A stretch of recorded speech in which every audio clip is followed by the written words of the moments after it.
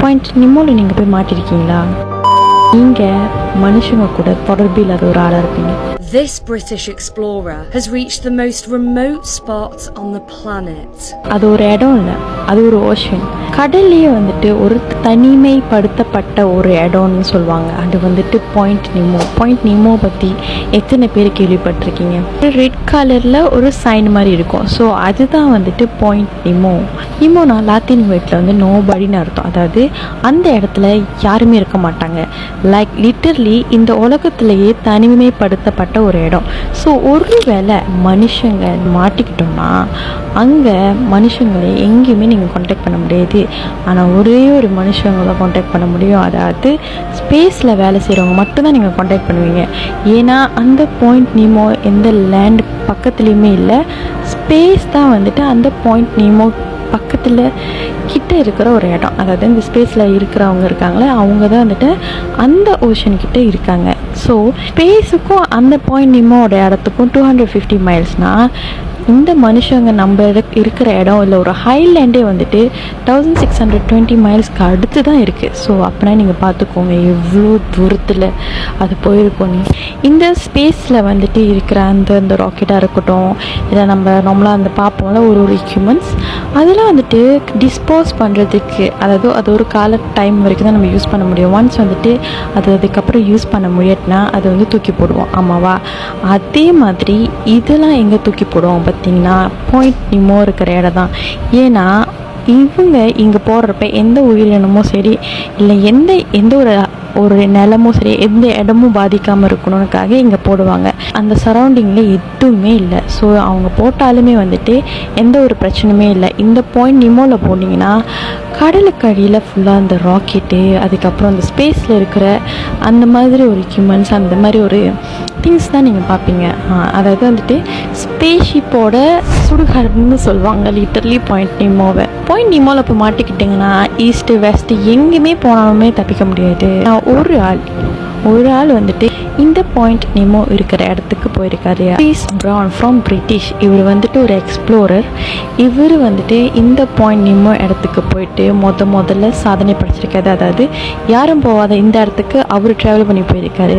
This British explorer has reached the most remote spot on the planet. At Point Nemo, Chris is அந்த வீடியோலாம் நீங்கள் பார்த்தீங்கன்னா யூடியூப்பில் இருக்கும், கண்டிப்பாக தட்டி பார்க்கலாம்.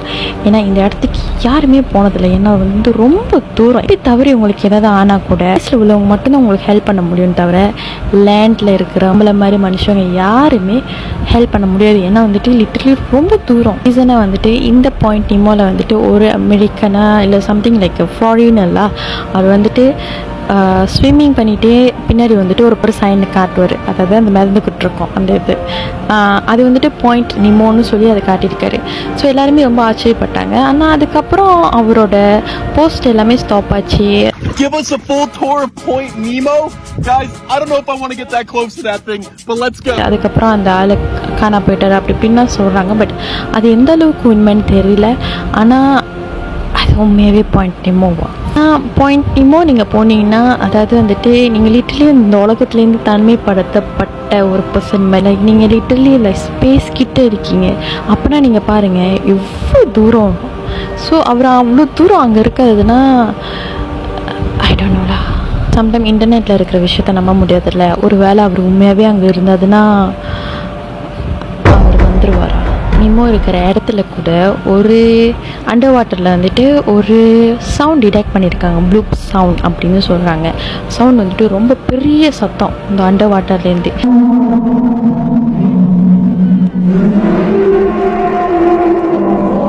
கடல் வந்துட்டு எவ்வளோ ஆழம்னு உங்களுக்கு தெரியும். அதுக்கு கீழே இன்னும் என்னென்ன உயிரினங்கள் வாழ்ந்துக்கிட்டு இருக்கு. நம்ம நினைக்கிற மாதிரி இந்த ட்ராகன், இந்த பெரிய இந்த மேக், இந்த பெரிய ஷாக் இதெல்லாம் இருக்கா நம்மளுக்கு தெரியாது. ஆனால் ஒரு வேலை இருந்துச்சுன்னா ஸோ ஏன்னா இந்த இடம் வந்து லிட்டரலி தனிமைப்படுத்தப்பட்ட ஒரு இடம். ஸோ இந்த அண்டர் வாட்டரில் என்னென்ன இருக்குன்னு யாருக்குமே தெரியாது. ஆனால் இந்த இடத்துலேருந்து ஒரு பெரிய சவுண்டை வந்து அவங்க டிடெக்ட் பண்ணியிருக்காங்க.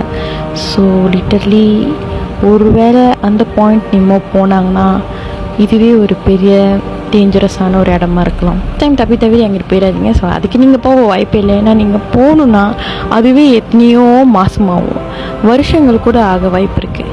ஏன்னா வந்துட்டு அது லிட்டரலி ரொம்ப தூரம், ரொம்ப ரொம்ப ரொம்ப தூரம். அவ்வளோதான் இந்த பாயிண்ட் நிமோவை பற்றி.